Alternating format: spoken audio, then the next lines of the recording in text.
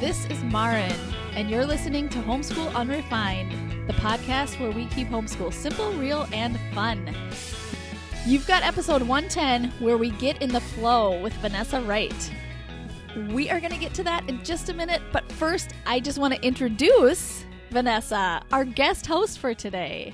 So you're not even just a guest, Vanessa. You're a guest host. This is so crazy. How does that feel? No pressure. But welcome. I'm so glad you're here.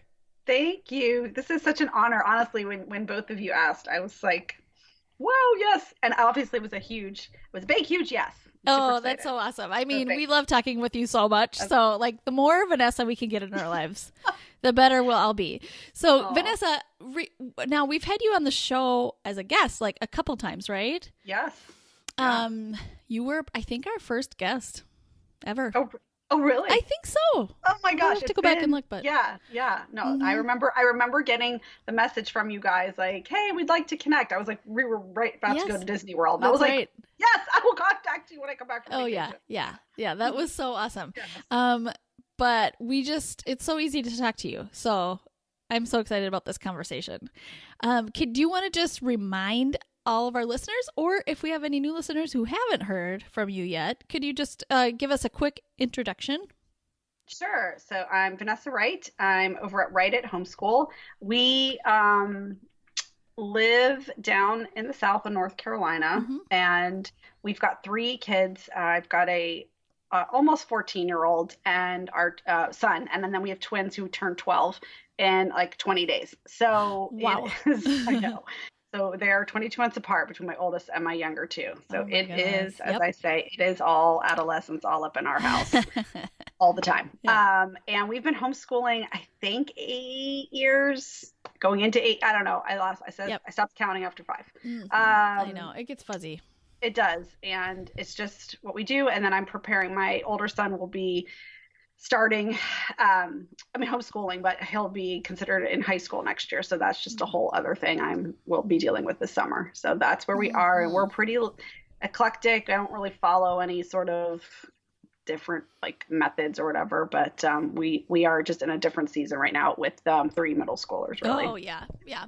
Well, one of the things I really love about you is that you're really real. And I think that's why Angela and I were both so drawn to you right at the beginning. We just thought you're just so authentic and so real about what's happening, but also with such like a real positive spin. So it's, you keep it real, like, yeah, this is tough. And there are lots of good things about where you're at right now too. Well, I try, because as I said, this is probably, for me personally, this has been the most challenging part of homeschooling is this age. Mm-hmm. So I know some people are like, oh, it's my favorite part and stuff. And that's not necessarily true, but because I'm dealing with a lot of strong personalities and all the hormones and I, as I said, like grumpy old lady mom, like, it's just like, it's a whole lot. But as I said, that's sort of, this whole flow stuff and just why I've taken a lot of time the past like 6 months to a year to get myself into a, better position to like handle all this. Way to go. I mean, yeah, you have to prepare yourself for this. Yeah. Speaking of which, I will talk a little bit about this in just a minute. But first, I just want to say hello to all the listeners. Thank you so much for being here. If you are a longtime listener, thank you for your continuous support. And we love hearing from you. So if you haven't ever reached out to us, please do. We'd love to hear from you and just know what you like and what you'd love to hear more of. We always love to hear that kind of stuff. So, and a special shout out to our Patreon supporters who really make this happen financially for us. And also just, you are our cheerleaders. So we appreciate you so much and you keep this energy going for us. So thank you so much. If you haven't heard us before, welcome. And I'm so glad you're here. Our podcast really is about changing the conversation about homeschool from all the lists, adding things to your list of things you should be doing all the time to a more natural approach to like maybe taking things off your plate. So what you are doing brings a lot more value. This should be a less stressful approach to homeschooling. So you feel like where you are right now is a good place, and who you are as a person is exactly who you should be for your kids. And when you take that approach, like everything kind of falls into place a little better. So we're hoping to be that voice for you in this podcast.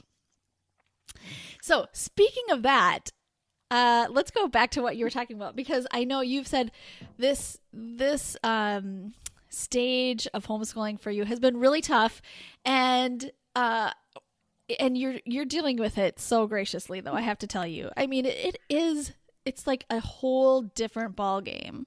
Mm-hmm. Do you think any of your personality comes out in that? Like, or how do you think, I know some of your personality types. So like, how do you think that affects like where you're at right now with your kids? So much. Oh my gosh. I know, right? So much. So I guess real quickly, I am an ENFJ on the Myers-Briggs. I took that in college, my freshman year. I'll never forget. And I've taken it 2 other times and it's always the same. So I'm like, okay. Though I do like to say I'm extroverted until I'm not. And then I'm like, yep. Everybody just stop. Yes. And then a Gretchen Rubin for tendency. I am an obliger. Like if you look up the picture of an obliger, I'm there. You could be the poster child. The poster child for the obliger, and highly sensitive person, which that book I read like 20 years ago, and I was like, oh my gosh, yes.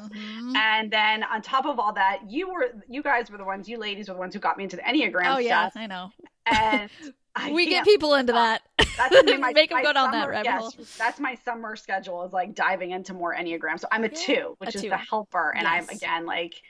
That's just when I read that, I was like, oh, this all makes sense now. So when I had all this information, I could see like where my strengths really lie and where I struggle a lot, because I, as an obliger, especially, and as a 2, as a helper, a lot of my energy goes towards helping other people. And I find sometimes to a fault. Yeah.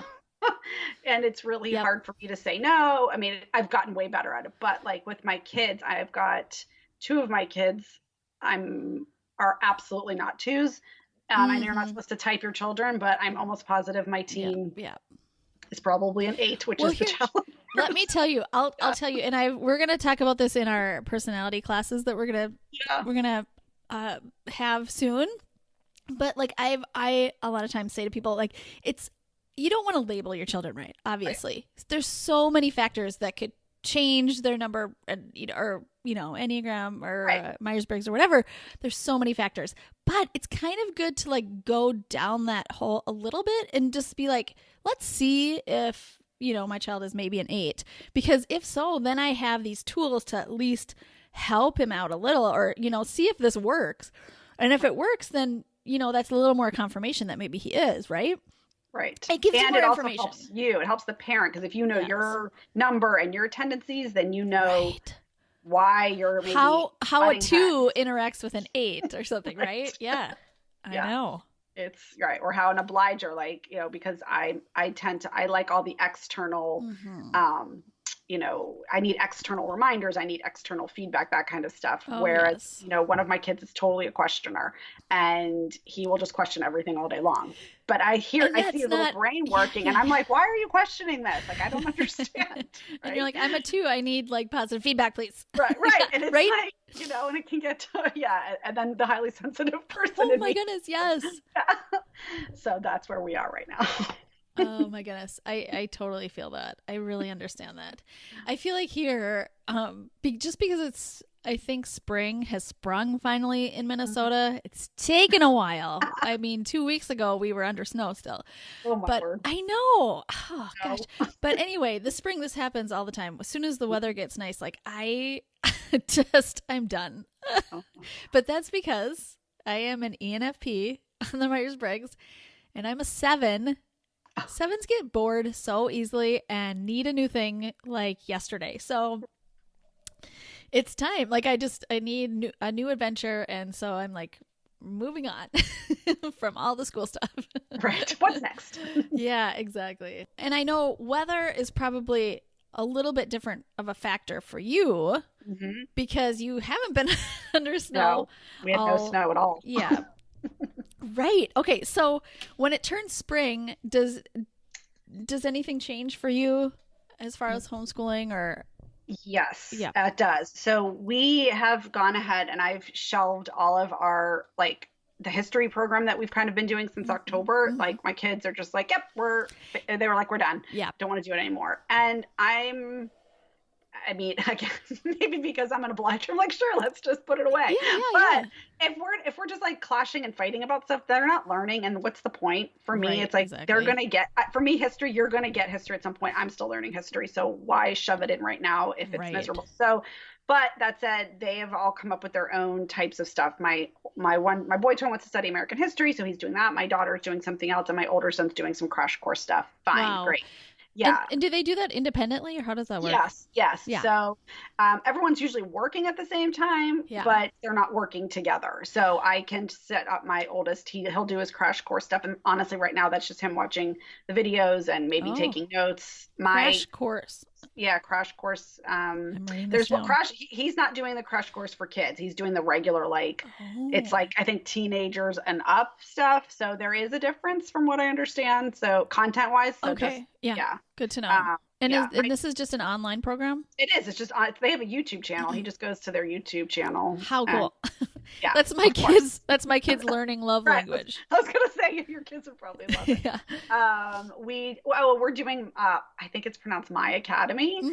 We're doing that awesome. $1.99 a month trial. And my daughter has whipped through tons of American history on that on her own schedule. There's typing. So there's that. And then we are also really fortunate. We have a great homeschool group. And so on Mondays, we mostly have Monday Fun Days. And our group is ages 11 and up. So it's like teens and middle schoolers. So next week, we've got Nerf Battle Day. We've got like a hike coming up. We've got, So I just tend to have try to get outside. I mean, our weather is nice most of the year.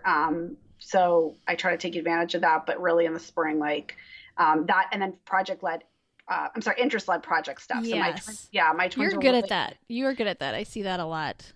My kids really come to me. The twins are really into home decorating and obsessed right now with HGTV. So they've redone the pantry, their bedrooms, the game. That is amazing. And so I'm just like, awesome, do it. They're researching it, reading books, getting stuff at the library, and I'm like, have at it. We go right ahead and redo the pantry. Do they want to come over and clean our garage? I've already had 10 people, but can you send them to my house? I mean, this could turn into something very lucrative for them. I know. When I talked to my son-in-law, my boy twin, he was reading the Nesters book. Oh yes. Oh my gosh. Yeah, I love it. I feel like now that we're just kind of on this topic of teens and tweens, right? I feel like my 12-year-old is at that point too, where everything has to be basically an adult thing, but okay for 12-year-old to read or watch, right? I mean, it can't, if it's geared towards kids at all, then it's it's off, just no. It's like a hard no. So that's where it gets tricky. Content, right, is the content. I mean, my oldest is almost 14, but I'm still, maybe that's, I know. Maybe we need to watch what that is. So right. So tricky. But then also sometimes I have to let some things go that I never thought I would have let go before, but I do now a little bit because she needs that freedom. Right. Oh, right. So it's so hard. It is so hard. Okay, let's move on to our main topic, which I'm so excited about. We are talking about flow today. And I know, Vanessa, you've written about flow. You designed flow in this sense. And so I want maybe for you to just explain how you came up with this idea and what it is.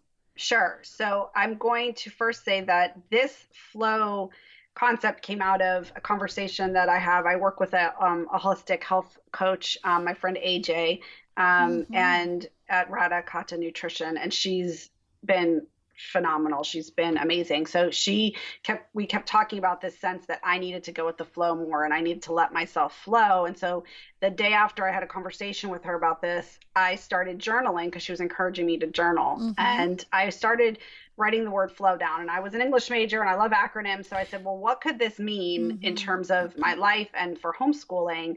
And that's where this whole like acronym for flow came. And it just kind of literally for me, it just kind of poured out. And I just started scribbling and journaling and drawing. And I was like, oh, maybe this is something that other people would want to hear. And I remember snapping a picture of it and putting on Instagram. And it was like, oh my gosh, yes, this makes a lot of sense. So over the past 6-8 months or so, I've tried to tweak it because it can be just for homeschooling, but really when you homeschool, it's your life, right? It's not, you don't separate it out. Oh yeah. It's just all incorporated. Yeah.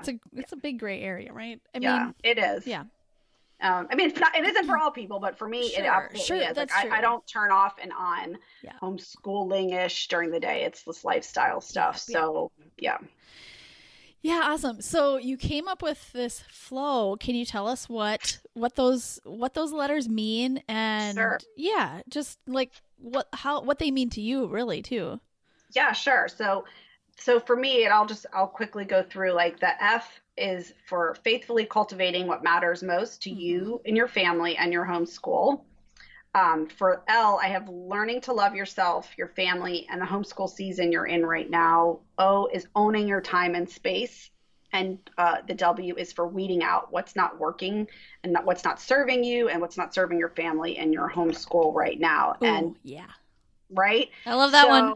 I know. I love them all. I know. The O and the W are really hard. When I did this workshop in person with some people at a homeschool conference in March, the neat thing was there was a group of us and everybody was in a different kind of place in their homeschool journey. I had brand new moms.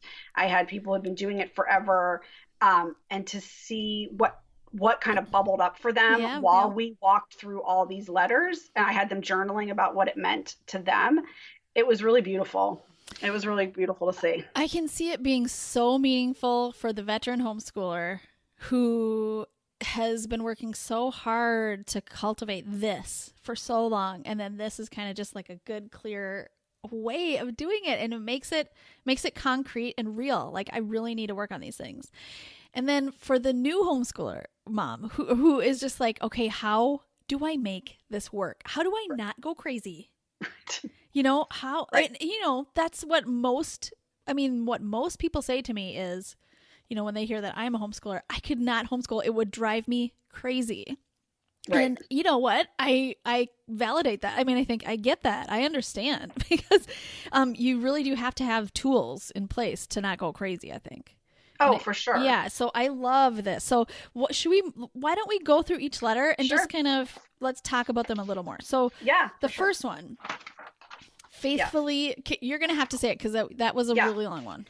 Sure. So it was faithfully cultivating what matters most to you and your homeschool and your family, like right now, like right where you are. And when I talk about that, yes, is it important to think a year, 2, 3, 5 down the road? Yes. But if you spend so much time worrying about all that stuff, you're not kind of handling and living with the stuff that's going on right now. So that's sort of the anchor for this is what do you want to cultivate in your home right now? And I love that because sometimes, we get caught up in our goals of, well, I really want them to be ready for high school or I really want them to get into the right college or something. Right. But like, how is that affecting right now? Like what's happening? Right. I talked about in the class that I taught last week, I talked about how it's so important for us to know what's the most important reason why you're homeschooling right now? Like, what's your one goal? If you had to pick one, like, let's say, even if you had like 2 big goals, I want my kids to get into a good college and I want to make very strong connections with my kids. Like I want a strong, connected family. Like those are 2 very valid and good goals, right? But which one, is there one that leads? And I just think having those connections is probably going to serve the other goal, right? So, and I think having those connections, if you know that's your goal, then every decision you make through the day is going to help that goal, like And so I just think it's so good to know what's important to you right now. Like, what's the most important thing for you right now? Right, because because especially if you are in a challenging season or if you're in a difficult season, not to let that take away from what you are currently doing because you're worried about, are they going to ever get to college? Or is my kid ever going to learn to read? Or is the baby ever going to sleep? Or that kind of stuff. And I wrote this because I needed to hear it. I kind of live up in my head a lot. And me too. And I'm not always great at processing things. And then I get real flustered and I'm just like, oh, like, cause I'm, maybe more creative, artsy, whatever. And I don't always like to I'm not a Google spreadsheet person. I'm not right. You know what I'm saying? So I needed something that was word-based and visual and something that I could just literally give myself these reminders. It just feels right.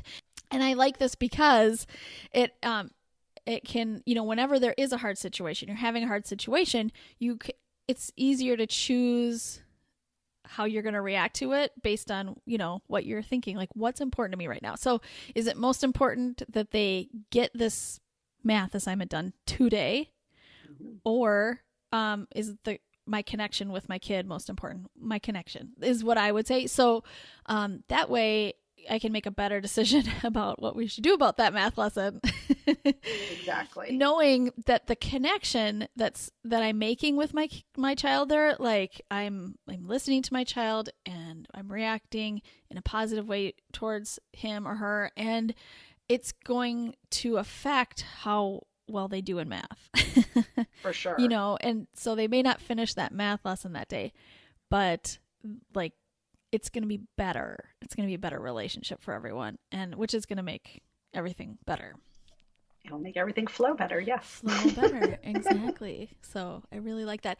And then also I was thinking as you were describing, the F, which I just love, this faithfully cultivating is, those words are so good. And cultivating this family that that you really have in mind, these goals for your family, sometimes that means saying no to your kids too. No, I'm not I need time away because that is actually going to create better connections for us all. It's better for me. I need to know what I need just as much as what everyone else needs in the family. Absolutely. Oh, so are there things that you do every day that, that help you? Yeah. So I've been journaling almost every single day since the beginning of February, which has been life-changing. That's awesome. Truly life-changing. And, I've always that and finding at least 10 minutes I try to move my body, either it's to take a quick walk or do yoga, and I have been so great, and podcast, just listening to something funny or and boxing with friends and texting with friends. I always make sure every day I'm having that stuff. Yeah, so great. That's awesome. And those are the things that are really easy to kind of just. Well, I didn't do it today, so right. I mean, I'm talking about myself too. It's so easy for me to get into that habit where, it didn't work today, but tomorrow. Yeah. But if you just faithfully do that every day, it changes. It's just one little step at a time makes such a huge difference. And it has to start with the mom. I mean, if you're the parent or the parent, whoever, I feel like if whoever the parent is in charge of the homeschool or whatever, it has to start with the mom. And that's taken me as somebody who's a 2 who likes to help other people and oblige other people. That has been super hard, but a lot of work has gone into me having to do that. Yeah, I love that. Yep, that's so good. We should move on. Yeah. I mean, I want to keep talking. We could do a whole episode on each letter, I guess, because I want to keep talking about that, but let's move on to that. Yeah. The L can kind of go quick. As I said, with L, it's that's just the learning to love yourself and your family and the homeschool season you're in right now. And that's pretty self-explanatory. If you've got a newborn and a 4-year-old and a 7-year-old, your life is different than mine right now. With 3, a teen and 2 tween, so just like, let it go. Like, you have to just surrender to the fact that this is what your life is right now. And it's okay if your 5-year-old isn't learning Latin or all of their multiplication facts at age 7. Like, I shouldn't even laugh at that because I was there. I'm laughing out of familiarity. I remember feeling so stressed out that my 5-year-old wasn't sitting at a table doing the stuff I wanted her to do during the day. And now I look back and I just think that's this, I should have loved. I wish I could go back and like love that stage more and not be stressed out as much. The biggest joke I told when I was doing a middle school talk was that when my kids were 3, 3, and 5, I was reading aloud Farmer Boy to them at lunch every day. Farmer Boy. Like they could be doing that now. Right. They're, you know, I hear you. I think I did that too.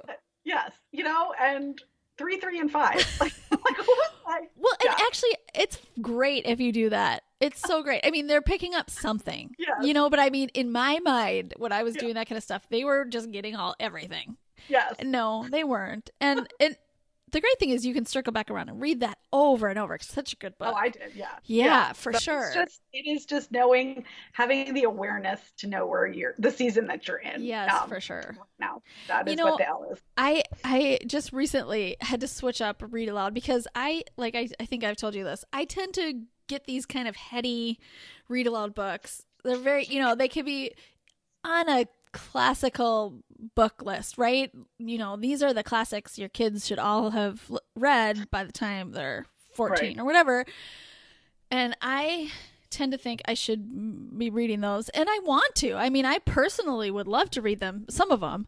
But recently I was reading, I can't remember one, and it was just getting too wordy, and the words were like too old. They're just, you know, for my kids at where they are. My kids like, this is old fashioned. Yes, old fashioned, right? So like, it's just where they are. Like you said, love the stage where you're at right now. And so I really, it was hard. It's hard for me because I want to convince my kids that they're going to love this book.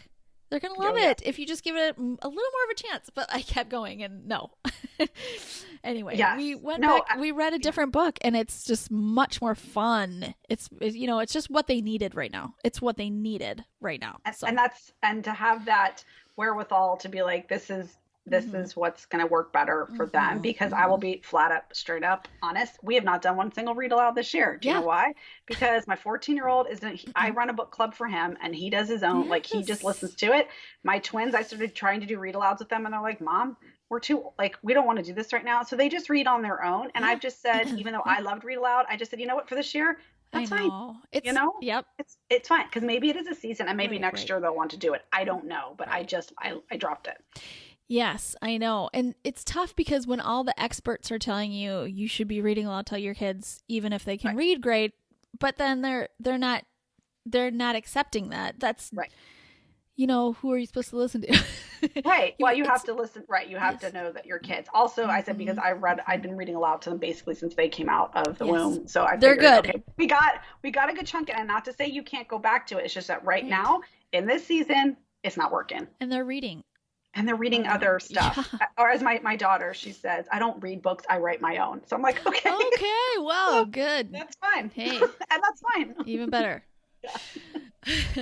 I love that. I also think, I remember, you know, there was a time when my kids were younger too, and I thought, I remember looking around my house and there was a block city getting built in my living room and a doll city getting built like in the kitchen and dining room. And I had a list of things that needed to get done that day. And I was like, this is not happening. Like something has to give here. And I think it has to be me. And it really did, because that's where all the learning was actually happening right there. And for me to impart all of my ideas coming from, you know, from my list of my agenda, right? Right. It just like a proportion of that maybe would have gotten into their brain, but like for the most part, they were infusing every experience they were having that they created on their own. So and you cannot replicate that, and you can't go back to that. And you know, when they're older, you know what I'm saying? Like to let them do it when it's when they're in the moment. I think that's really important. Exactly. It has to happen when it has to happen, right? When the moment hits. So, and then just to enjoy that it takes discipline for sure to enjoy that moment and not worry. So I love that one. Such a good one. Okay, let's move on to the O. Yeah, so this one was a big like trigger for people when I did this in a workshop. It was owning your time and your space. And I really am talking to the homeschool parent at this point. Like what, what's going on in your home? What is the vibe? What do you what does your house sort of look like and feel like? And having to either surrender to the fact that it's not going to be an HGTV like house ready and you're making 47 snacks a day or whatever, or maybe, as I said, it really depends on you. That is in terms of your space. Like what is acceptable for you to live with? Where do you need your kids to help out and pitch in, and what can you just let it go? Because I've been the mom who's been obsessed with sweeping like 16 times a day. Yes. And then I've also been the mom who's like, oh, I haven't swept in 3 months. So like there has to be a happy medium. So that's talking about like, what your space, and then time, like where do you want your time spent, in terms of like quote unquote homeschooling time, your own personal time. That's been a big thing for me this year, especially as I'm working a little bit more like outside. I work from home, but it's not necessarily homeschool related work that I'm doing. Where are you putting boundaries up for yourself to cultivate your own passions and stuff? Because I think that's huge. It's huge. And then where are you focusing direct time with your kids and what they're learning and their interests? And I think you can see why this one is probably goodness, a big one. Oh, so many thoughts. I love this. My first thought was, this is where I want to make sure I get rid of things that aren't working for me, because owning my space, I don't feel like I own my space when I have so much stuff that I can't even manage on myself. If I can't manage the stuff I have too much stuff. Right. And then it just gets like overwhelmed. It overwhelms my thoughts. Like, I got to get to everything that I have here curriculum wise. And it's just too much. It's just too much. Yeah, no, I think that's where then you talking about this flow, because when you think about flow, it's like, things are moving without, blockages necessarily, but there's going to be days where the flow is just stagnant and you're like, okay, well, what can I assess? And usually it's going to come back to like your physical space and, your time. Where can I move things around to bring more flow? And I've talked about this before, but as I said, we are sort of in a season of being intentionally busy because that's what my kids need to thrive. And that looks a lot like a ton of outside activity and driving around places and being places. And I've had to put up a lot of boundaries so that I can get my downtime, I can get my work done, but also give them what they need. And it's because honestly, even though I'm extroverted, I would stay home all day long. Just like putter around my house and whatever. For sure. So that's what this whole thing of, and my, as I said, mine will look different than yours than, Sally down the street or whatever. But it's taking an honest look at it. It's definitely a commitment to do those things that your kids need outside of the house. That it's not like your top priority, but it's important for them. Right. You can see it's good. Right. Oh, that's a commitment. And I was also thinking, I know you work from home and I work on the podcast a lot, and I have had to really manage my time, own my time a lot more than I've ever had to ever. Right. But because I do want I want to give my kids undivided attention. It's so easy to not have that. I could go for a day, I could go for a long time without doing that, because there's always something on my computer that needs attention, or my phone that needs attention. It seems so important. It seems like the most important thing. But to how do you do that? Where do you get your time in to work? And it's hard. And it's funny because I think when you have older kids, you think, oh, it's fine. Like I can just run off to the side and do something and they won't notice, or they don't need me because I don't have to I'm not standing there necessarily always teaching them like I was when I'm little, but it's easy to, I try to put my phone in like my office area or, but I'm not always great about it because, and my coworkers are amazing because they know during the day I'm mostly not available, but sometimes I do answer stuff and my kids are like, I see you working. I mean, they totally will call me out. Call you. I love that. Yeah, they're not shy. Yeah. So, but so for me, the biggest thing this year is finding pockets when they are at an activity. I try to use that time to work or walk, go for a walk or listen, do my downtime. So it's not necessarily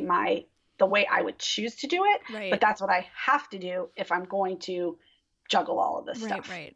And I feel the same way. As my kids are getting older, they still need my undivided attention every day. So I have to remember that because they often don't, they don't always necessarily demand it like a younger child would, right? But they still need it just as much. So I have to, I have to remember that.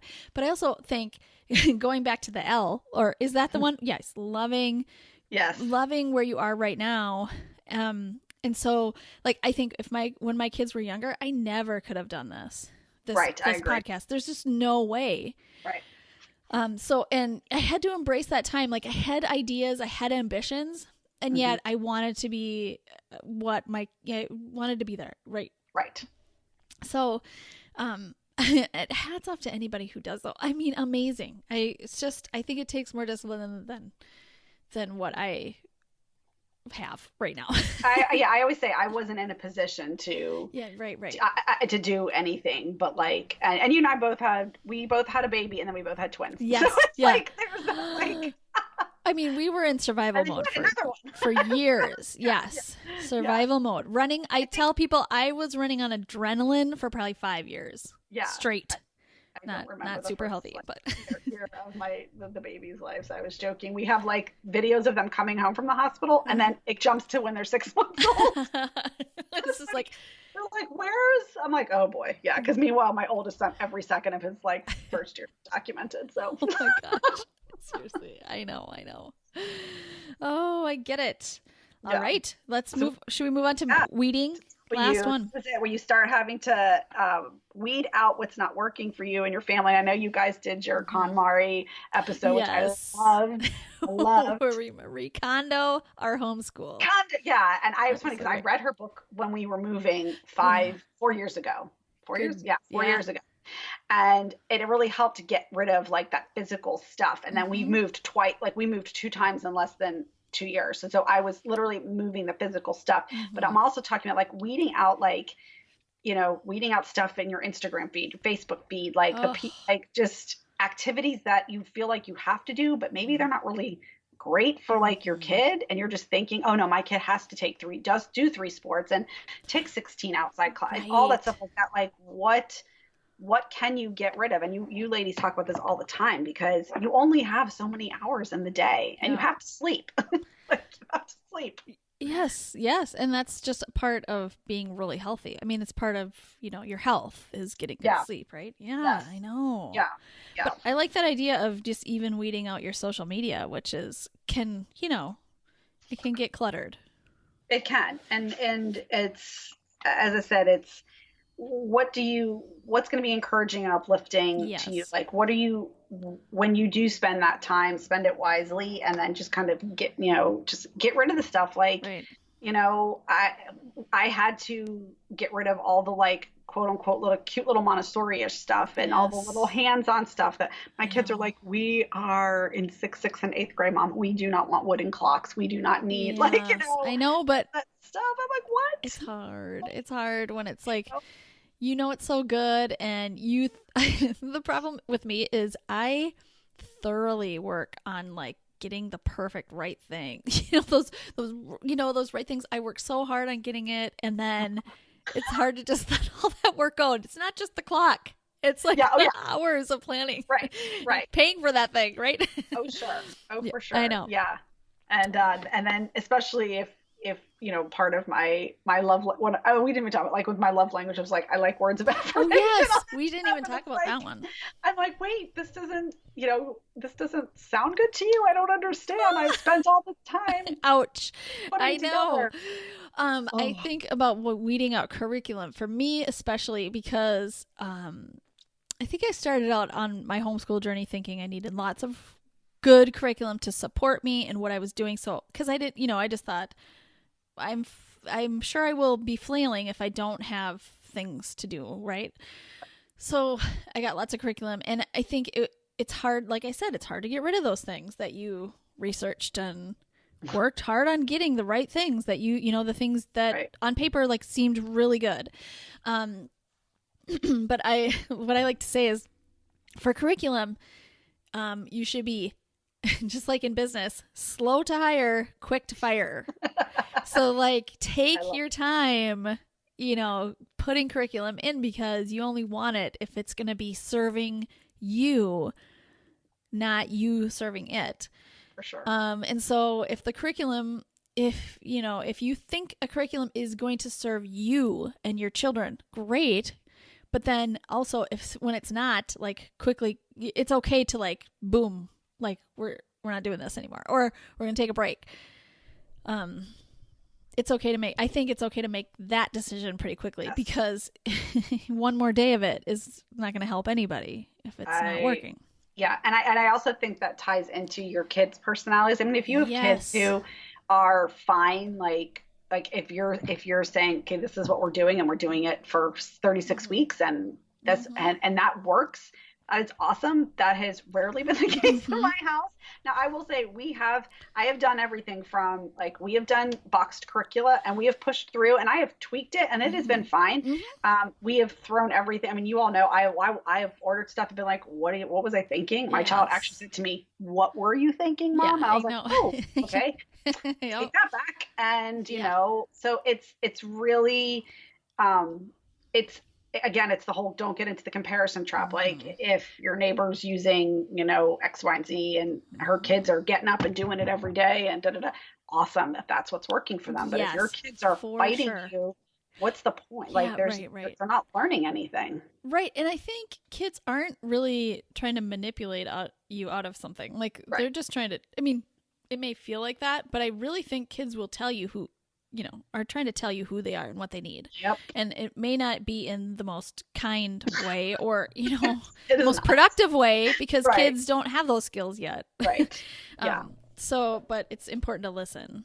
It is. No matter what. And then it's also important for you. I think this also talks about when you share with your child, well, I hear what you're saying. Yeah.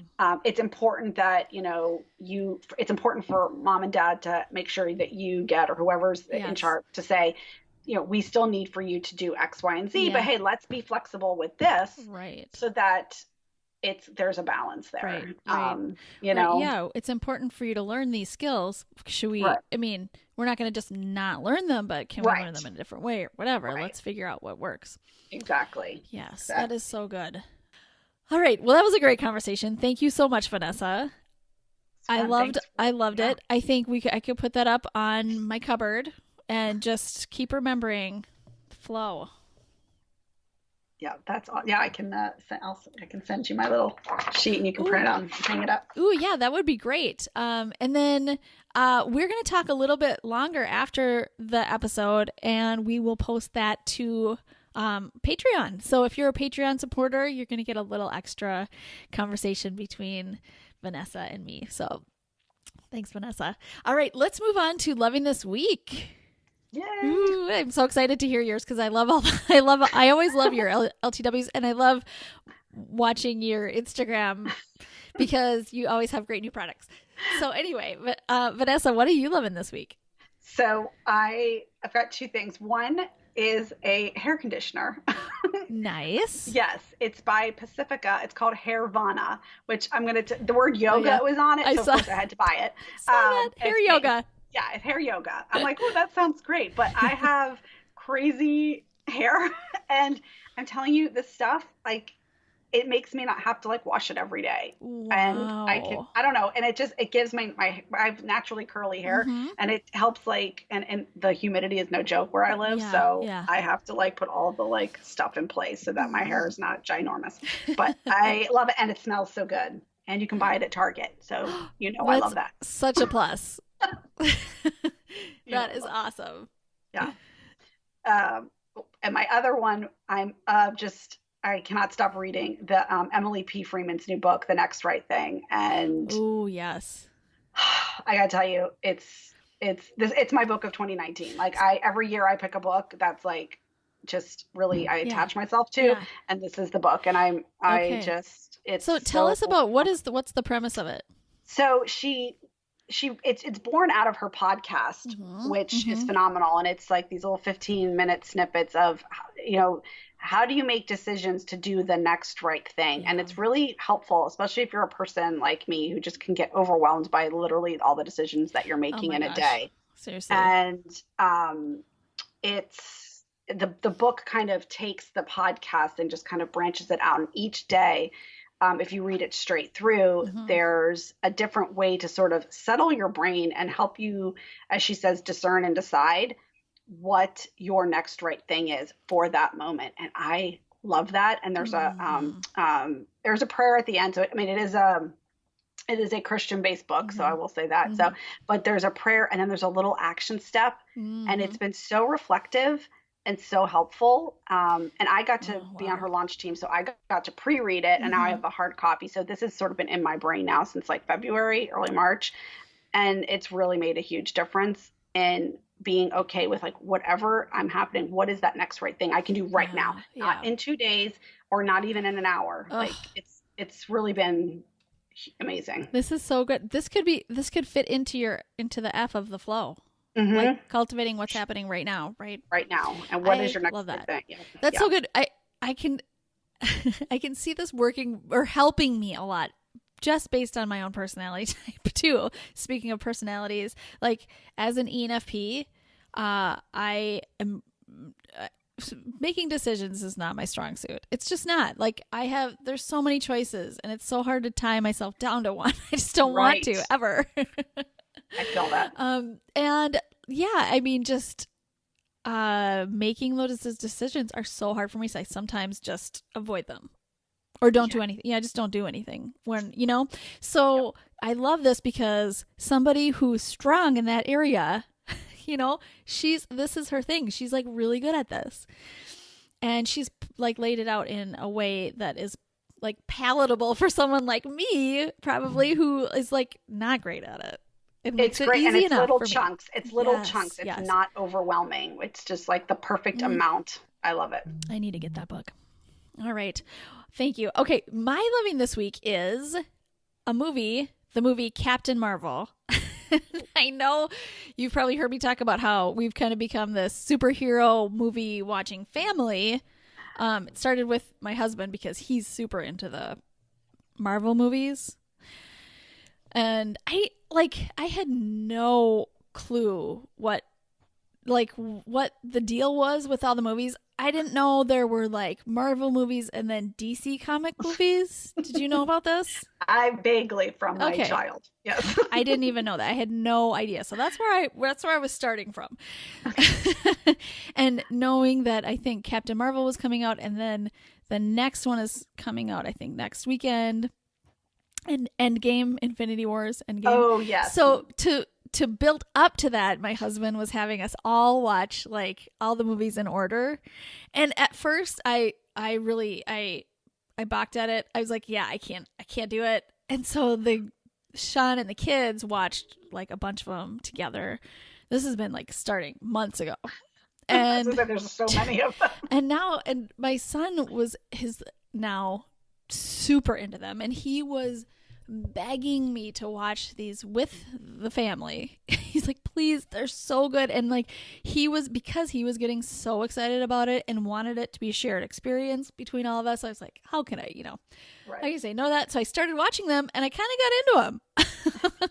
And some of them are better than others, but Captain Marvel is the best one.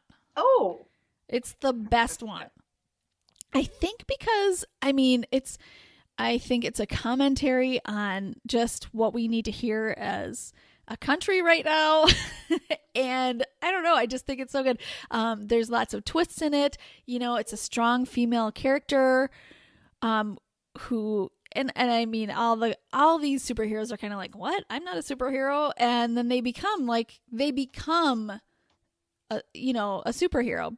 Right. And, they get these powers or whatever, but then also just internally they learn to be a leader and have strength, inner strength. So I like that message, especially with a woman. And I mean, I've watched a lot of the superhero movies, and sometimes I can connect with them, but when it's a woman, I know because I'm a woman, it makes sense that I would connect to it, but it was so much stronger than I thought it would be. Like, I felt such a strong connection to this movie because she was a woman, and it was stronger than I really thought until I watched it.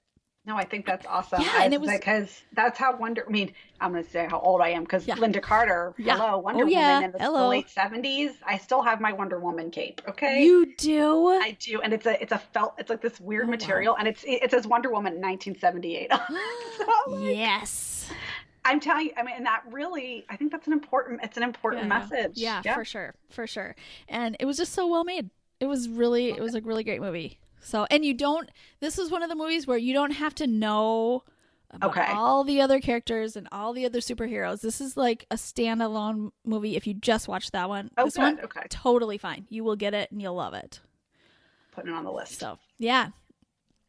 All right. Well, thank you so much, everyone, for being here. Vanessa, thank you so much for joining us today. What a great conversation.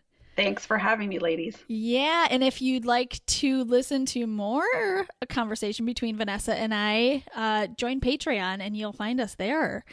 If you'd like to find us on social media, you can go to Facebook, Homeschool Unrefined, or you can join our Facebook group where we're having lots of great conversations. That group is called Unrefined Homeschoolers. And we are on our favorite social media platform is Instagram, and you will find us at Homeschool Unrefined. And our website is homeschoolunrefined.com. That's where you can find all of our episodes and show notes and lots of other great stuff. And you can join our newsletter there too. Thanks, everyone. See you next time. Homeschool Unrefined is created and produced by Maren Gorse and Angela Sizer. Ethan Miller is our editor, and Amanda Ginn is our VP of all the important things.